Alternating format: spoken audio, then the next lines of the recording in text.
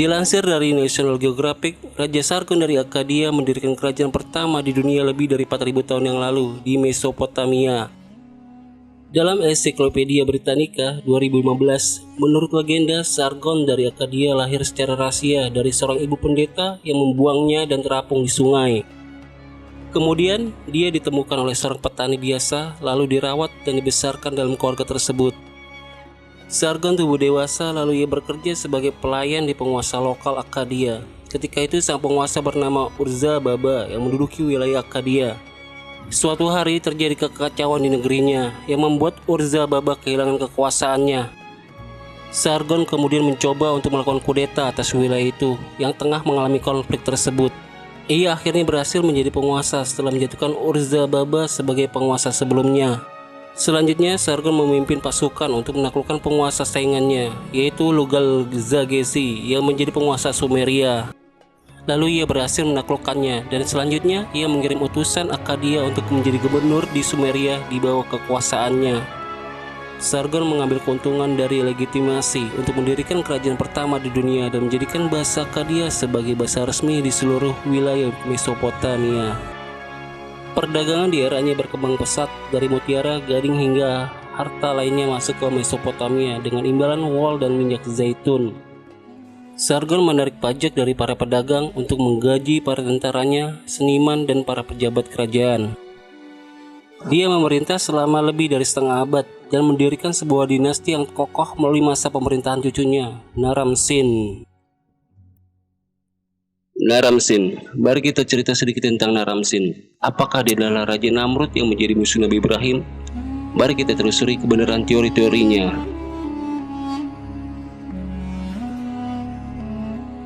Dalam kisah-kisah Bani Israel, Raja Namrud adalah generasi kelima dari Nabi Nuh.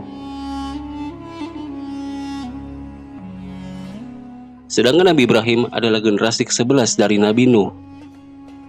Di sini terjadi kekeliruan. Bagaimana mungkin generasi kelima bisa bertemu dengan generasi ke-11 yang jaraknya beberapa abad? Kecocokan zaman justru ada antara Nabi Ibrahim dengan Naram-Sin. Nabi Ibrahim diperkirakan lahir pada tahun 2295 dan wafat 2120 sebelum Masehi. Sedangkan Naram-Sin naik tahta pada tahun 2254 dan berakhir 2218 sebelum Masehi. Nama Naram-Sin memiliki arti kekasih Dewa Bulan. Ini mengindikasikan bahwa Naram-Sin dan rakyatnya menyembah bulan atau Dewa Bulan. Hal ini sama dengan kisah Nabi Ibrahim.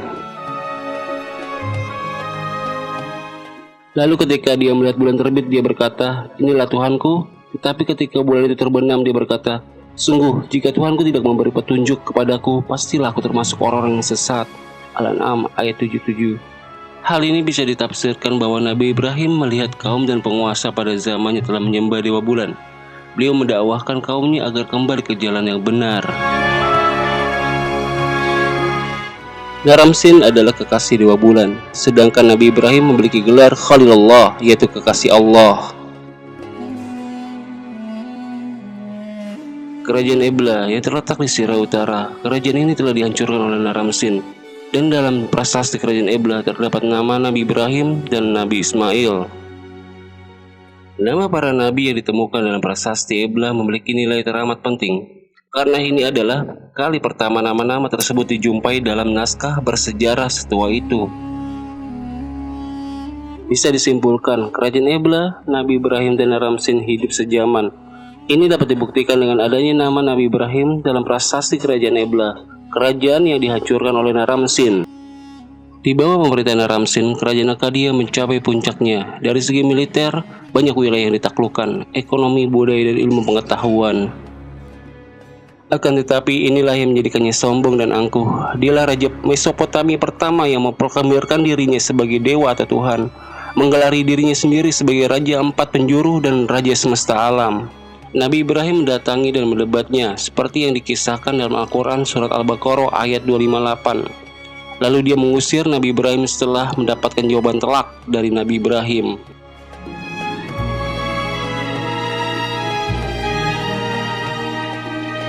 Legenda kutukan atau azab terhadap Akkadia terjadi pada masa pemerintahan Naram-Sin, di mana dia mengirim pasukan ke tempat ibadah di El-Ur. Mereka menghancurkan dan menjarah bangunan suci tersebut. El-Ur berada di selatan Babylon, tempat lahir dan tinggal Nabi Ibrahim.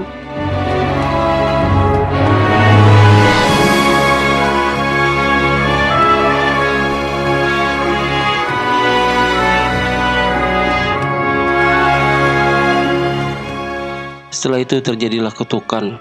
Akkadia hancur dan mayat-mayat bergelimpangan di mana-mana. Setelah beberapa dekade, Akkadia kembali pulih. Namun bangsa Gotium dari pegunungan Zargos berkali-kali menyerang Akkadia. Dan para keturunan Naram-Sin tidak ada yang berumur panjang dan berkuasa. Hingga akhirnya kekaisaran Akkadia pun runtuh.